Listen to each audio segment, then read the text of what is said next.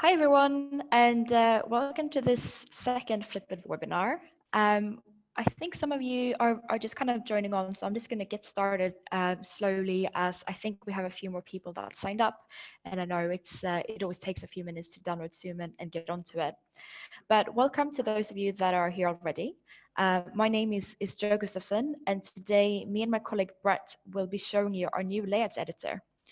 For those of you who don't know us, we are the customer success team here at Fliplet, and we're really excited to show you today our new layout editor. It's a feature that gives you much greater control over the design, user experience, and responsiveness of your screen in Fliplet. So I know we're still waiting on a few people, but let's just kind of get started. Just to give you a bit of an overview, we're recording this webinar today, and we'll be sharing this recording with you guys after the webinar is finished. We are therefore put all of you guys on mute. So please keep it that way for the sake of the recording. Please also keep your cameras off just to make sure that the recording kind of stays okay. You are very welcome to ask questions throughout the webinar. Please use the chat feature in Zoom to ask any questions. We'll be answering them towards the end of the webinar, so we're not going to kind of go through them during the presentation or during the live demo, but feel free to submit them anytime and we'll go through them at the end. The webinar will be separated into three parts. So first, we'll kind of go over a couple of slides to really show you and give you an overview of what the new features are and why it's useful, why you should care. And then I'll kind of run you through those slides, and then I'll hand over to Brett, who's going to give you guys a live demo from the Fliplet studio. And then after that, we'll do a Q&A. In total, we think it's probably going to be about 20 minutes for the slides, 20 minutes for the live demo, and then we'll do about a 10-minute Q&A in the end. So in total, the webinar will probably last for about 50 minutes. And I think that's it for the moment. Let's just get started.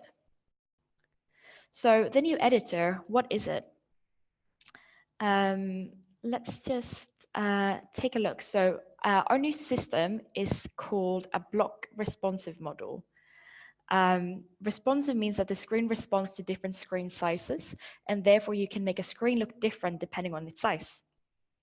This is a system used by professional app and website developers, and it allows you to place items like we can see here on the slide within different kind of blocks or boxes. So this example here kind of shows us three different types of boxes. We call them internally containers. So we'll be kind of referring to them as containers kind of within this presentation. And so what we really have here, just to kind of explain how it works, is we have three containers. We have kind of one main container, which kind of places all of our content here within one block. And then we've got a secondary container, which just places our text where we want it. And then we have a third container, which kind of places our image with the name and the title just here below. So we kind of get this kind of author style layout. So this is kind of what the new system allows you to do. So you have a lot more control over kind of where you're placing things and how things should be laid out. In our old Fliplet system, for those of you that are kind of Fliplet Studio users and have been with us for a while, previously in Fliplet Studio, everything would just kind of be laid out one by one on singular rows. So this gives you a lot more kind of control. And just kind of as I'm mentioning this as well, this new system, some of you might have been playing around with it. It's been live already for a couple of weeks. If you already have an app that's live with us in Fliplet, your app won't automatically get this new system. However, if you would like to upgrade one of your existing apps, please contact me or Brett, and we're more than happy to help you kind of do that transition. But how it works is if you create any new apps since this new system went live, then all of your new apps will have this system. So now what we're going to do is we're going to kind of run through the presentation and just look in more detail what the system offers you and what the different settings are. So let's move on and take a look at the different options. So we're just going to start with kind of exploring what this responsive design really means. And so the goal of a responsive design is really to build screens which will adapt to look good across a variety of screen sizes. So an example here that you can see is, for example, the width of images will look different on mobile versus tablet versus web. You might also kind of have different spacing around the text, and it will kind of sometimes span full width. So on mobile, you will often kind of want to span full width because you don't have a lot of space to kind of play around with. Whereas on tablet and then on web especially, you can see that there's a lot more kind of white space here on the side of the content. And so the way that you kind of play around with responsive designs is, if we're thinking about things like full width, is really kind of thinking about the scale and the size of things. So for example, what you can now do is instead of kind of having your components, so let's say an image, instead of having a fixed number of pixels, so let's say we have an image that is, we've set it to be 500 pixels, which means it will look the same across all the different screens. Now, instead of doing that, you can have it expressed to be 50%, which means, the image will always kind of span 50% of your screen, no matter kind of what size that screen is. You can also use things like we can see here, a maximum and a minimum, which just means that maybe you have an image that is, 1,000 pixels wide, and if your screen is more than 1,000 pixels wide, you wouldn't really want your image to span more than that, because then it will just be too wide and it will become pixelated. You can also manually set appearance differences for different device types, which is what we kind of call breakpoints, as you can see here. What this means is you can say that, for example, I want the image to be 50% wide on a tablet, but maybe I want it to be more on a web-specific mode. So that's kind of it when it comes to responsiveness in terms of percentage scales, maximum minimums, and breakpoints. Next, what we've done to really make setting styles faster and make it easy for you is to set it so that you can inherit the different styles across your different screen sizes.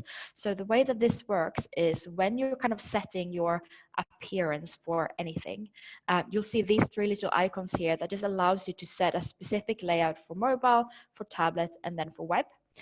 The way that this works is anything that you set for mobile will automatically be inherited also on tablet, and then web will be inheriting your settings for tablet. So what this means is to save yourself time, always design for mobile first, and then you can switch into tablet, make some changes, and then go into the web view. Next slide, we're just going to take a look at kind of some wrapping and some scrolling.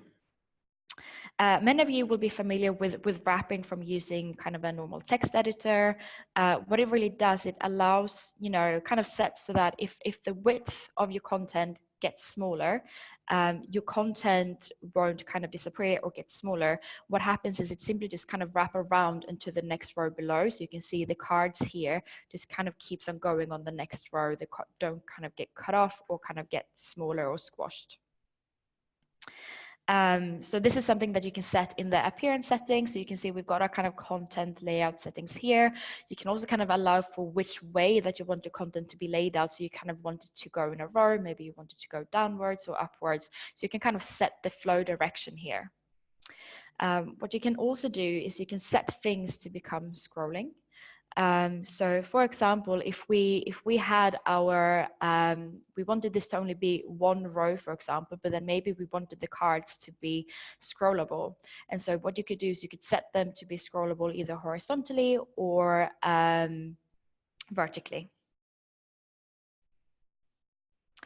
Secondary, what we've done is allow you to show and hide items depending on your screen size or the resolution or the device. Now, this can be really useful for responsive designs because sometimes you want to include items only for mobile, maybe only for tablet or for web, especially if you have things that are quite large. You might want to kind of keep them smaller on a mobile. So the example that we can see here is, let's say we have a small hamburger menu that you maybe want to have visible on the mobile device, whereas if you're designing something for web, you could actually include something a bit bigger in this kind of device, which is something that we see very often on websites and so on. And when you're kind of editing this in Studio, it's as easy as kind of toggling this on and off to make it visible on either of the different kind of devices. And now to just take a look at some background images. So previously in Studio, it's actually been quite difficult to have images and apply them as background images, or maybe even apply them as banner images. What you can actually do now with our new kind of components, which we're using to kind of gather things together, you can see here the options is actually to include an image as a background on your container. So what this means is, you can click on this plus, select your image, and then you've got various options. And so let's say our original image looks like this. So, the width and the height is set like this. What we can do is we can choose to expand to fill our image, which then becomes like a cover. Now what happens is some cropping will occur for this image when we kind of have this option, because you want to fill it for the full width, which means some of the sides will be cropped off just because the image is kind of dragged down. Now, if you didn't want any of the cropping, then you can have it being contained, which means it would fill the full width, but not necessarily the full height. It just depends on the kind of purpose and the reason why you're using the image. Again, all of these options are kind of in here, and so you can kind of play around with them. You can also kind of place them in the middle, place them in the top. So if you have your image and it's contained, then maybe you want to have it at the bottom, which just means it's being placed here, and then you'll have the white space at the top. So you have a lot more kind of options around this. Next, we've got some layering and centering. And so layering really means is organizing your content on top of other content. So very common you can see here on the slides is having something like a background image, and then on top of that, you've got maybe some text, a button, even a logo or something like that is very, very common. You can decide where you want to place the content. So for example, if we can look here at the different options, you can place it at the top. So if we think here, this is what we've done in this example. We've got a background image, and then we've got our text and a button. We placed it here at the top, but we also kind of placed it here so the text is coming from the left.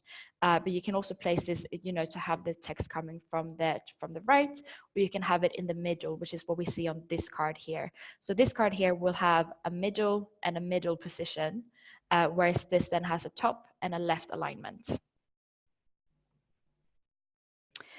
Spacing, margins, and paddings. Again, it's something that we've had in the Fliplet Studio before, but it's been something that you'd often have to use a little bit of custom CSS to really get full control over how this should look on different screen sizes. So what we've just done here, and spacing, margins, and padding, what it really allows you to do is control the space in between your items on the screen. For responsive designs, it's important, as you can see in our example here, it's set so that the mobile, for example, has a lot less white space than the web, mainly just because you have a lot less space to kind of play around with, whereas on the web, you wouldn't necessarily want your content to go across full width, because it actually makes it really difficult to read an article like that. And so as you can see, we've also included here a little bit of kind of colorings just to kind of highlight for you, where is padding and where is margins. So when you are in the studio and you're editing this, and you'll see an example of this when Brett is kind of taking you through these options in the studio, you'll see that, if you kind of hover over any of your components or any of your kind of containers, you'll be able to see where is it padding. So the green thing here, that's padding, and the blue space here, these are margins. So again, you can see up here, this is kind of what the settings look like when you're kind of putting them on. So you can see we've got some padding, at the top, 15 pixels, right, left, and then you've got your margins up here. This is also how you can center your content. So let's say I wanted to center my content in the screen, then you can just use this button here to do that. Okay, let's move on to the next slide. And we're kind of almost finished with this section, and then we're going to move into the actual kind of live demo, which, probably all of this will make a lot more sense when we're showing them to you. But I just want to mention, where can you actually find these settings now in the studio? So as I've kind of mentioned, when we're talking about kind of grouping these things, we're using what we call a container. And so we've actually built a new component. You will find it in the studio just here, and it's just called a container. So what this does is you drag it onto your screen, and that just allows you to drop other components within it, so you can then group them together. When you're using your container, it's really important that you use it together with the appearance settings, because this is how you can make it responsive. So the container really kind of allows you to group it all together. The appearance is what makes everything responsive. So this is where you can see, you can set the width, the height, paddings, margins, and everything. This is where you have control over what things looks like on mobile, on tablet, and on web. And another new feature that we've included is what we call a screen structure. So you'll have a little button here in your kind of icon menu that, if you click on it, allows you to see everything that you have on the screen. So this makes it really easy for you to kind of either find hidden components. So let's say you've hidden something on mobile, it's only visible on tablets or web. If you open up this kind of screen structure, you will still be able to see where on the screen this sits. You'll be able to kind of around, it's all drag and droppable, and you'll also be able to find out, what kind of sits within your containers and what kind of sits outside of it. So just kind of giving you a lot more control there. And that's really it for this presentation and these slides.